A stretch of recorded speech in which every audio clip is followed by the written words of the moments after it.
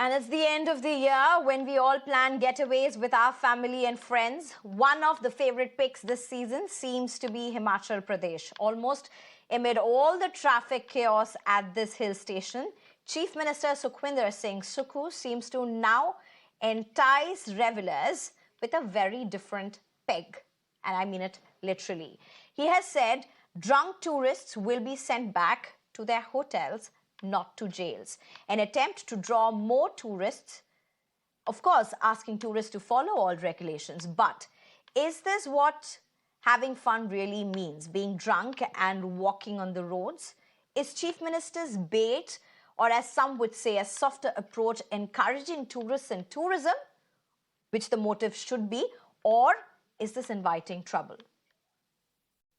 I'm being कि 20 दिसंबर से हमारी कैबिनेट ने फैसला किया हिमाचल प्रदेश के सभी होटल रेस्टोरेंट उनकी मर्जी है कि वो 24 घंटे भी खुले रह सकते हैं, वो जब चाहे जब बंद कर सकते हैं। कोई रिस्ट्रिक्शन नहीं है खाने पीने की चीज़ों पर। अगर कोई दुकानदार व पान की शॉप वाला पूरी रात खोलना चाहता है, पूरी रात खोल सकता है। कोई पुलिस वाला तंग नहीं करेगा। और मैंने तो ये भी कहा है कि कोई पर्यटक अगर ज़्यादा झूम जाए तो उसको हवालात की सैर नहीं करवानी है, उसको उसके होटल में छोड़ना है और उसको आराम से उसको सुलाना है। Right. I'm being joined right now by Dilip Cherian, who's the founder for Perfect Relations, Dr. Vikram Singh, former UP DGP, as well as Zoravar Kalra, who's the founder and managing director for Massive Restaurants. Thank you very much, gentlemen, for joining us. I must already just apologize. We really needed a woman on this panel as well. That's one big thing missing on this topic. But let me just get you, Mr. Dilip Cherian, at this point. Mr. Dilip Cherian, is this a wrong messaging? You know, I think that the Chief Minister has to be understood within the context of what is happening at the moment in Himachal. It's been ravaged. There's been problems on tourism. There has been an immense damage caused to the state's infrastructure. And in a sense, this is the first real ray of hope for Chief Minister Sukhu. Is he right in condoning drunken behavior? The answer is certainly not. But is he right in signaling to policemen that they have no business shutting up shops after, say, 8 p.m. or 9 p.m.? I think he's right. So as far as I'm concerned, this is an initiative by the Chief Minister to show that the state is tourism friendly. In words, he has gone too far, but I think we should condone that in the light of inexperience. As far as I'm concerned, Himachal will probably benefit. I don't think, Mr. Cherian, a CM can really be. It's going to be hard to say a CM should be excused for inexperience. But you do make an important point. Himachal has gone through some very tough times. Yeah, he's a really inexperienced CM also. And one must recognize that in his let me just get in Dr. he's Vikram probably Singh. made a mistake. Right. Mr. Vikram Singh, you're a former UP DGP. What does this comment open up for you as? I mean, it's signaling the policemen and the law enforcers something in particular, but largely, would you see this as a welcome step if you were on the ground? Sneha, good evening. Nothing shocks and surprises me any longer. There's some echo in the words. This would be rectified. Now I would say something like this is unparalleled in India or abroad. This misplaced compassion for those who are high on liquor and to send them with due care to the hotels. I would rather that he go a step further, give him an apology note and also his brand of whiskey or gin or whatever he was drinking, another shot for the time wasted in being inebriated. You are a woman, ask yourself if you don't have a woman on the panel. But would you be feeling I know, that's a big miss and I really apologize for that. Consequences, I would rather address that. I certainly would not accept this. In fact, before I just get back to... bad in law. Right, before I get back to Mr. Dilip Cherian, let me also get in Zoravar Kalra. Mr. Zoravar, this may be good news for you, but How would you then ramp up security efforts at your restaurants? Many restaurants in Himachal at the moment. So that's one part of India. We're not there yet. But I think the important thing that the CM said was not just about the fact that inebriated people would be sent to hotels and not jails. I think what he said was that during the Winter Carnival, the shops and restaurants would be open 24 hours. I think that is the real story here, in my opinion, because that's really going to help boost tourism, perhaps even more than inebriation publicly. I'm sure that he didn't mean people are going to drive drunk. I think that's completely unacceptable and should never be allowed. But if people are mildly inebriated and not creating a public nuisance, I think it's kind of good to not send people to jail. But obviously, if they're creating a nuisance and they are creating problems, then law and order should always take precedence. A system of law should prevail. At the same time, I think restaurants as well as the consumers both have the responsibility that a time of celebration remains a time of celebration, doesn't become a time of disaster, right? So they should serve responsibly, and the consumers should consume responsibly. I'm not thinking as much about the fact that they won't be sent to jail. I'm thinking more about the fact that it's going to be a big boost, a big shot in the arm for restaurants and bars and for shops to remain open 24 hours. I get your point. And particularly when Himachal is going through some very strong economic challenges.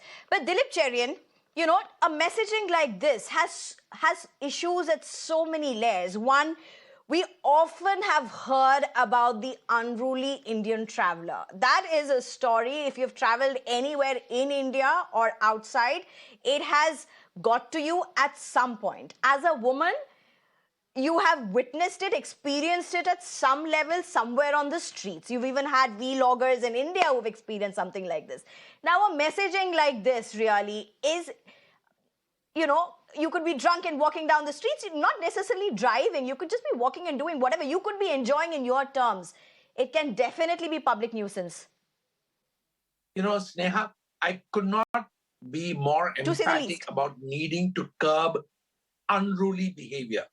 The ugly Indian traveler is now becoming not only a menace in India, but is becoming an international fact also. And we need to recognize that as people. I think that there is no need to condone bad behavior or excessive, shall I say, inebriation in public places. Absolutely not. The point I was making was that we need to see more chief ministers come out there and support the cause of restaurants, facilities which ensure that tourists are engaged. Definitely, there should be, ring fencing around this kind of behavior, and especially when it comes to behavior towards women. I cannot condone that in the slightest. Right.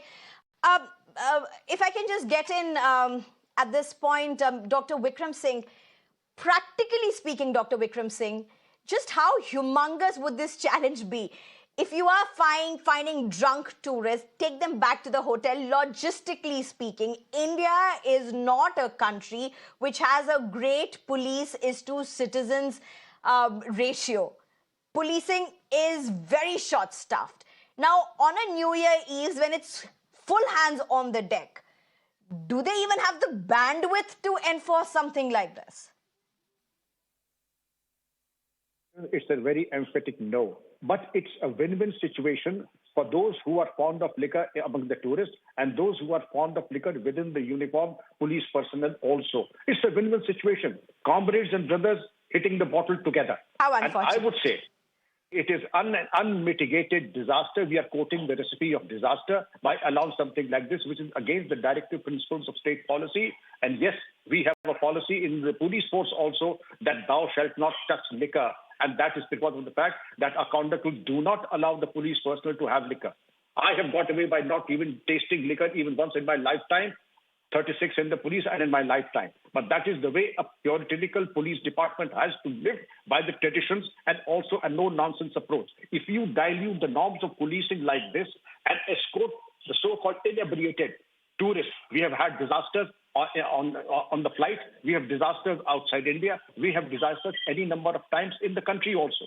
I, for one, would not think for a moment that our women folk would be safe, our children would be safe if these inebriated people are let loose on the trusting people and other tourists who are law-abiding and who are disciplined. But to escort them, the police do not have it in them to do it.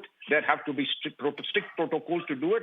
But yes, search should not be allowed. But to your question, I don't think we have it in us to do a thing that is as preposterous as this. Right. Mr. Cherian, New Year's Eve or this whole festive season is really about friends and family going out. It's been difficult years with COVID. It's been difficult with so many natural disasters in different parts of India. Hopefully this will be a good time. But largely, does India need to now work out ways to be able to draw tourists beyond just messaging about liquor? How hooked up or how hung up are we really about alcohol that everything around this has to revolve around either a tourist enjoying being drunk or, I understand it's an important time of enjoying and liquor, alcohol consumption is all part of that. But do we need to really make it such a mainstay, perhaps in so many tourist-oriented states, including Kerala? I think we should avoid it because, in a sense, that does not encourage repeat traffic.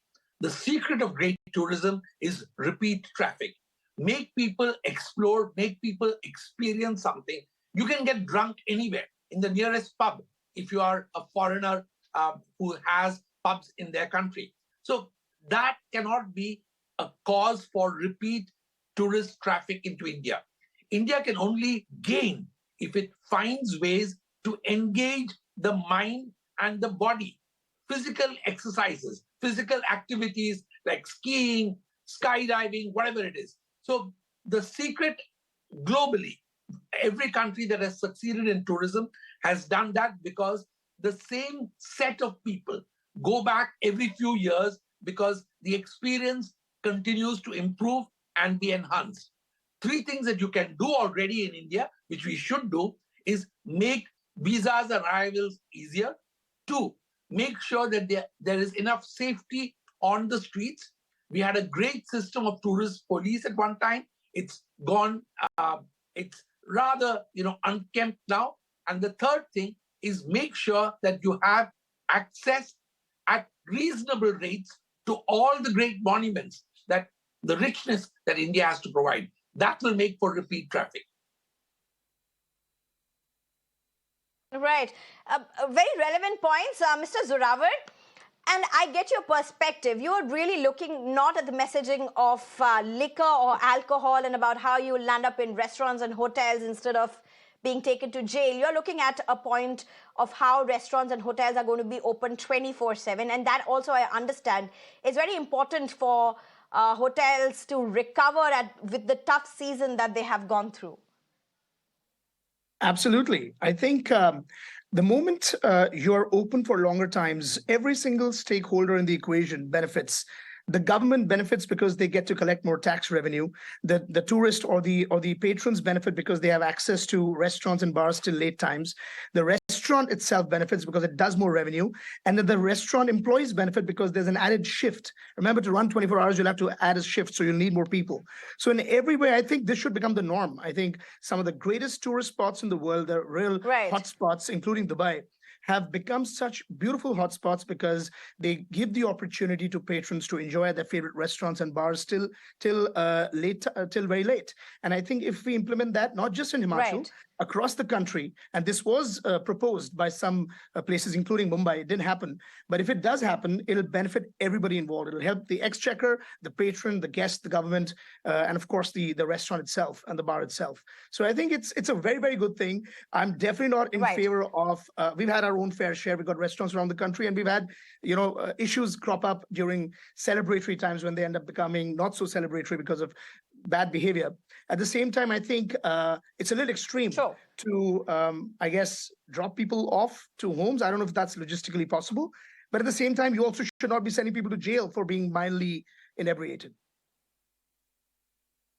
Okay, I take that point. Thank you very much, gentlemen, for joining us at this time. We can just hope that this New Year Eve, this New Year celebrations would really remain celebrations, and this whole imagery of the unruly Indian traveler would change rather soon, because the world is really looking at India. Thank you for joining us.